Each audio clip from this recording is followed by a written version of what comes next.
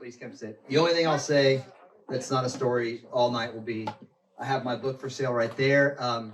When I asked Tex to sell the book in here, I asked him who the most popular local author he has is, and he counted Ellie Holcomb, who is Ben's sister, and I don't think she should count. But if I sell all 15 of those copies that are there, I think I tie her by the end of the evening. So, we have a big leaderboard. Little dream come true. My first public embarrassment happened as a 10-year-old boy being asked to translate what the old man waving his arms and screaming at me in Spanish from the sideline of my youth soccer game was saying. Nono, my maternal grandfather, has never been one to keep his mouth shut or to refer to people by their birth names. So for as long as I can remember, he's called me cabezón, literally big head. As a kid, I had no way of knowing that in Argentina, nicknames like cabezón or piojo, my brother's, which means lice, or enano, my dad's, which is worse, it means dwarf, are common and supposedly inoffensive. Because we weren't in Argentina, my folks had left with my grandparents in the 1980s to settle in Bayonne, New Jersey, a scraggly city a stone's throw from Manhattan where the air smells of sewage and the pizza tastes better than any place in America. At every soccer game, Nono paced the sideline, shadowing my movements on the field. His agitation was obvious. For miles, anyone with functioning ears could hear him shouting for me to play the offside trap or lamenting when I failed to properly execute his strategy for kicking an opponent in the neck without the referee pulling out a yellow card. Each instruction he punctuated with a thunderous cabezón, as if my ears were stuffed with cotton and I was the only person in the world who couldn't hear him. When you wake up every morning balancing an Easter Island statue on your neck, your skin must be as thick as your neck muscles are strong. Mine is barely thicker than cellophane. It's taken 2 decades for me to come to terms with my most prominent physical feature, because it wasn't just Nono who noticed. Talk of my head size crossed language barriers and continents. In high school, one of my best friends, Mickey, conspired with another so-called friend to debut a pair of new nicknames for me, Tipsy and Jenga. I guess I wasn't doing such a good job at the balancing act. Anytime they'd shout them in the hallways, I'd instantly tense up. All I wanted at the time was to have a girlfriend, and there they were, stacking the odds against me by placing a magnifying glass on my biggest insecurity.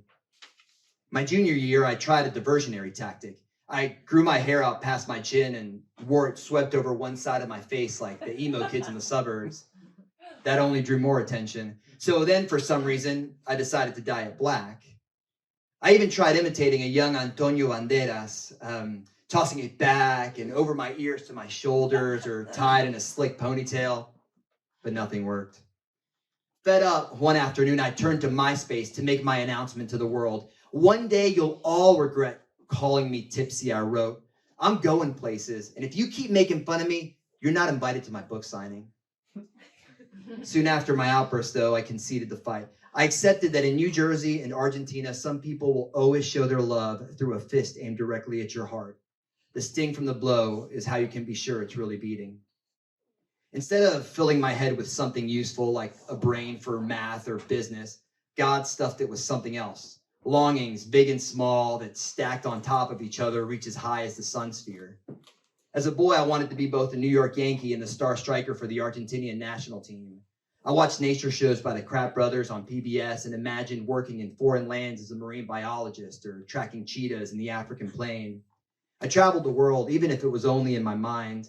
Sometimes I was the bassist in a punk band, other times a writer in a European bar drinking whiskey and wearing a tweed sports coat with patches on the elbows.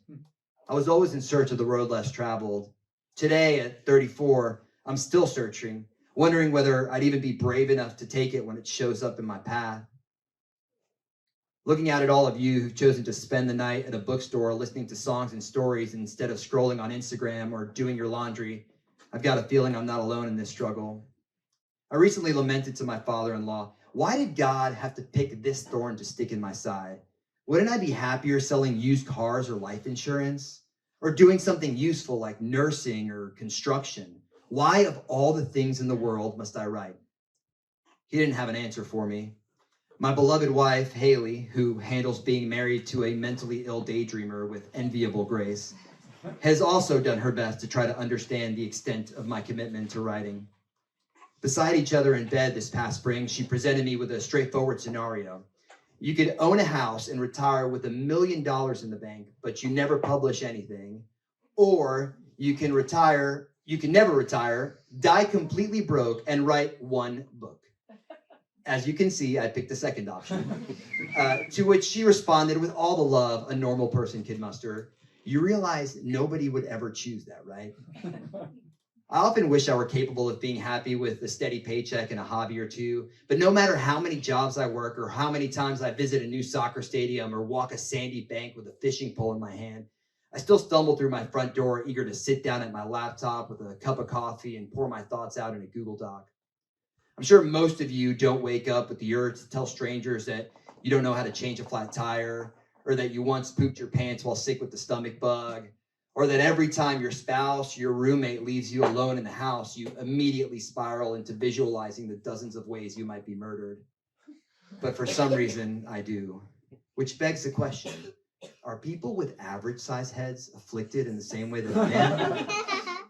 Maybe the chaos that brews within each waking minute in its borders is the real reason I was assigned a head of such epic size. God needed the space to work. And despite what I thought all those years ago, I'm still growing into the thing.